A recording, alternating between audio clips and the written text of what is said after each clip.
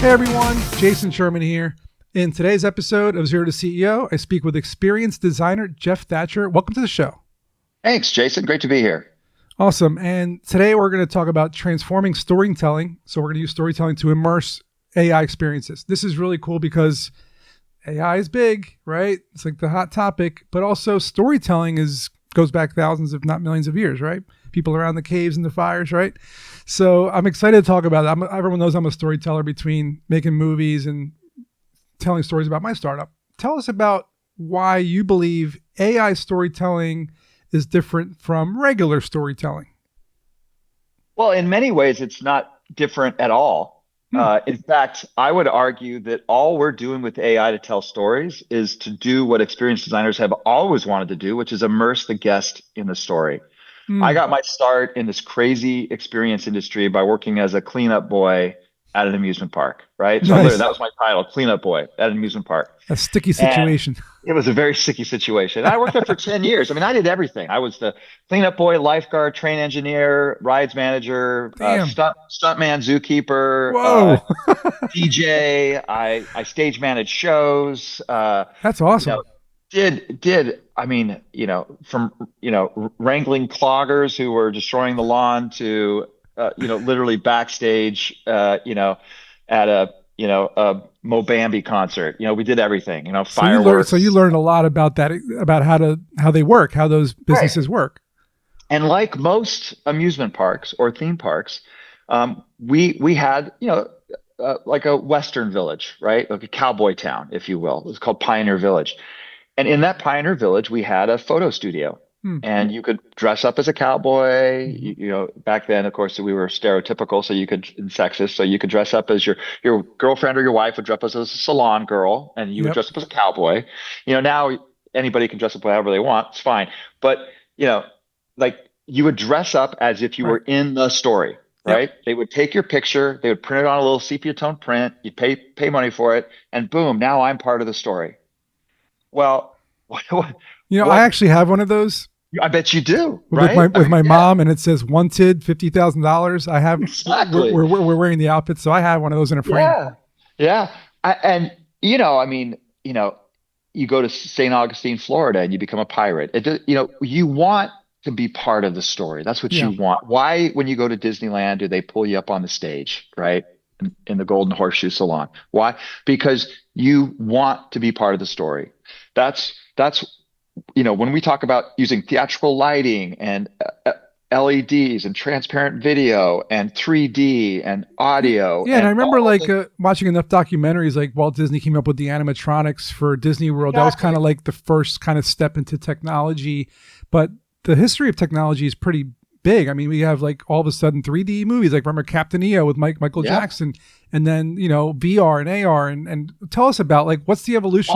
All of these tools are designed to put you in the story, and some of them actually go back a long time. For example, most people don't know this, but animatronics were invented in like the 17th century with like the Silver Swan and Marie Antoinette playing the piano, and then the Pepper's Ghost, which is essentially the same technology used today at Diagon Alley at Universal Studios. That was invented in 1862 by Mr. Pepper, right?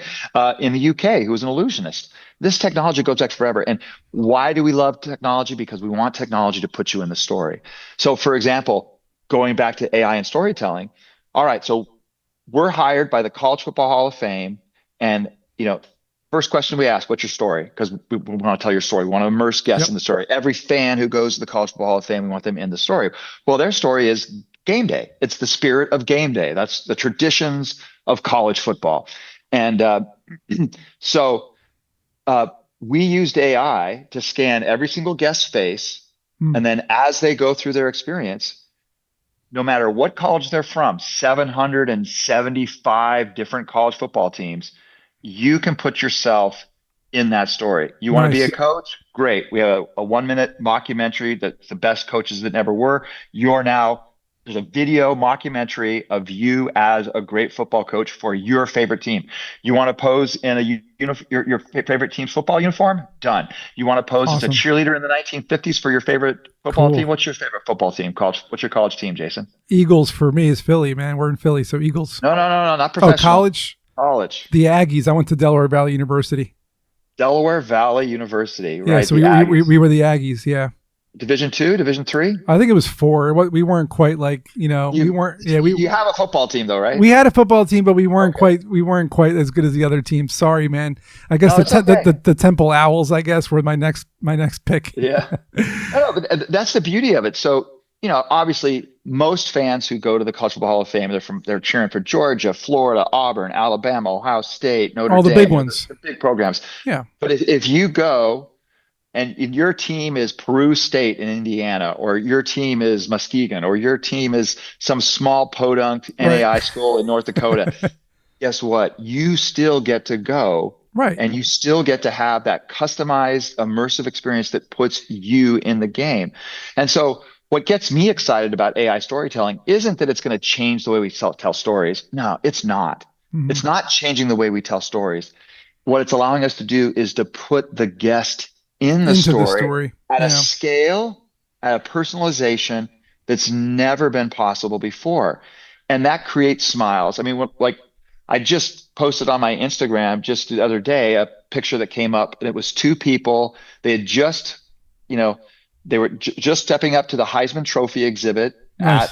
the College Football Hall of Fame, and they see themselves posing with the trophy, doing the Yeah. iconic They're never Heisman going to be able to pose, do that. Right. They're never going to be able to right? do that in their life. So, And there's a big smile on their face, you know. And yeah, very and cool. like and next to that's the national championship trophy. And what's great is if your team has won a national championship, you get to pose cheering with it. But if your team hasn't won a national championship, then you look sad and depressed, standing next to the trophy. No, we want to do Never the won. stiff arm too, man. No, Come no, you on. never won. You never won it. So No, I no, love that. That's fantastic. And like but some of the tools that you guys use, I know it was mentioned like ChatGPT, Midjourney, and Grok. You guys are using those, but are there other tools that you're using that people may not know about that are enhancing these experiences? well, when it comes to AI, and again, we call it deep fakes for fun, right? Yep. There was a ton of people involved in it. We used a tech startup in New Zealand called Hyper Cinema, and then there was another company called Forward Thinking Designs that helped us with the technology, and then, of course, we worked a lot with it. But we used over, Interesting. 19, So you guys like 19. aggregated companies to Oh create a yeah. company? Okay. Well, not even a company to create a project. I mean, when it comes to the experience economy, every time we work on a project, it's like a movie. You bring together all the best that are Very interesting. necessary to put together It's like and making a to build. movie. Yeah, and build it because you're creating an experience, and there's lots of special. I mean, like when you do an experience. So for the College Football Hall of Fame, for example, the one which just opened in August 2024, we had a lighting designer, we had a sound designer, we had a graphic designer, we had a scenic designer, we had You're AI like an event planner, right? programmers. The We had event planner has to get the flowers and yeah, the catering and the music and the DJ. yeah. I'm not saying like, but that's a good analogy because I mean, you guys are kind of putting together the experience. I really like that, and I think the reason I want to bring this up, and I think that it's interesting to me, is a lot of people out there watching this or listening to this right now. They're trying to figure out the next big idea. They're trying to build some kind of company, some kind of platform, some kind of product, but you don't have to. According to what you're saying, you could put together the best of the best pieces and build an experience and use talented people to help you with your goals, right? I mean, that's what you're doing. No, and again, I mean, you know, there's all kinds of technology out there. Sure. Did we use 11 Labs? Yes. Did we use Midjourney? Yes. Did we use Stable Diffusion? Yes. Did we use ChatGPT? Yes. We used all that All of technology, them. Blender, all the programming, all that stuff. We used all of it. But the reality is when it comes to the technology, the technology we believe should always serve the story. Yeah. What's the story? What story do you want to tell? And then you find the right technology and the right people to know how to use that technology to tell that story. That's always our objective. That's what we want to do. And When it comes stories, to it. stories are like the fundamental piece that I think a lot of companies are trying to use to connect to consumers. And in general, stories have been connecting us as human beings for how many, millennia. So tell us a little bit about, let's talk about stories for a second. How do companies, businesses, whatever entity, how do they connect to people using stories? What's like the top three things they should be thinking about? It all goes back to the hero's journey. And in our firm, we use something we call the experience model. and it's a framework for telling a stories, and it's very similar to probably 20 other models out there. Okay. I don't claim to have invented it by any means. It's just built into the human psyche. But when you want to tell a story, the first thing you need to do is attract their attention. You need to get their attention somehow, right? And that iconic element that draws their attention and sucks them into the story should be something that actually connects to the story itself. Then you have to build trust with them, Mhm. right? How do you build trust with them? Third, you have to give them the information they need to move forward in the journey. Fourth is internalize the message. It's the big emotional hook. It's the big, it's essentially the finale. And fourth, you get them to act, challenge them to do something. And, when we look at, applying this model to corporations, just remember what your favorite theme park attraction is, right? Star Let's say Wars. it's Star Wars. I was just, Okay. I was just there like a couple months ago. Okay. So let's use Rise of the Resistance because I don't think the Millennium Falcon Smuggler's Run is I mean, it's It beautiful, was but amazing, but Rise of it's the not a very good Resistance ride. was. I was in the movie at Rise of the Resistance. I was in the movie. Yeah, Rise of the Resistance immersed you in the story. It was awesome. Yeah. So Rise of the Resistance, what draws you in? What attracts you in? Well, it's the landscape. It's the big, mountain that it's, the some of the equipment there that kind of, draws you in to the Yeah. queue, The right? Jedi's fighting in front of me. Right.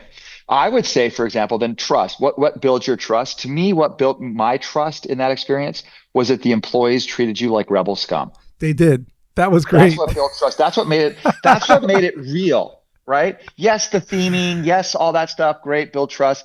But it was really when the employees treated me like rebel scum. Yep. They I stayed in trust character.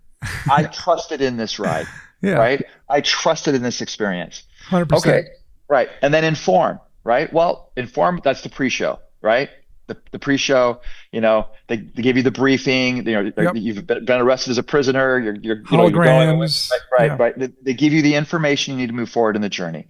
Internalize, well, yeah, it's the ride, duh, right? It's the dark ride It was through insane. that being launched off of the, Yeah. and this the back to the planet. It's the It whole ride. was That's the insane. Yeah. internalized. It's the ride itself, right? You ride the movies, right? You ride the movies. And then act, well, they want you to buy something. It's the exit through retail, which in that Yep. case, the entire retail is really the bazaar of Bantu and the whole, the whole experience there. That's what they want you to do. They want you to be, they want you to literally buy something and become part of the story. And so that model, that experience model, attract, trust, inform, internalize, and act. You can apply those five principles to any story, and that story will be more meaningful and more impactful and more experiential for your customers, your clients, your guests, your fans, whatever it is, if you apply that model. And again, it's essentially the hero's journey. It's Yeah. not really any different than the hero's journey. It's not any Makes different sense. than 20 other models out there, but you got to hook them. You got to It's tell them what you're great. going to tell them, and you got to, challenge them to do something. It's great info. And so before we wrap up, I do want to ask you one last question. Where do you think AI is headed in the future when it comes to storytelling in our experiences? Because we just talked about where it's at now, but I'm thinking 5, 10 years from now, or even longer. What do you think might happen? Where we believe it's going, and again, we're creatives, we're not technologists, but where we believe it's going is that AI is going to become part of every experience in every museum exhibit, in every theme park attraction, in every type of experience that you have out there. So when you go to Rise of the Resistance 10 years from now or 5 years from now, you're going to see yourself in the ride, right? Mm-hmm. Before you go to Disney, you're going to have your face scanned in. You're going to tell it all about who you are, what you care about. And then as you go throughout the day, the AI is going to put you in the story in all kinds of ways. And again, people think like, oh, really? And I'm like, yeah. Haven't you ever read E.T. the Extraterrestrial, classic 30-year-old ride at Universal Studios, where you give it your name, and then at the end of it, E.T. says, goodbye, Jason, right? Yeah. Okay, I become part of the story then. Right. I do. Now, there's lots of things to figure out, the Of economics of it, course. the processing of it, the the rights of it, Yeah. the security, privacy, all that stuff. Ton There's of stuff. lots to work out. But in the future, when you ride Pirates of the Caribbean, well, I want to be in the ride. I don't Right. want to just be on the ride. Right. I want to see myself Captain up there Jack with Jeff. Sparrow. Right. I want Yeah. to be up there with Jack. I want to be in the ride. Yeah. I want to Makes be sense. part of the experience. I think the potential with Meta and some of these other open source AIs is imagine what small museums that don't have a big budget can do with Of course. AI as the economics work itself out. It's the And some of the, democratization of AI. That's what kind of what our startup does as well.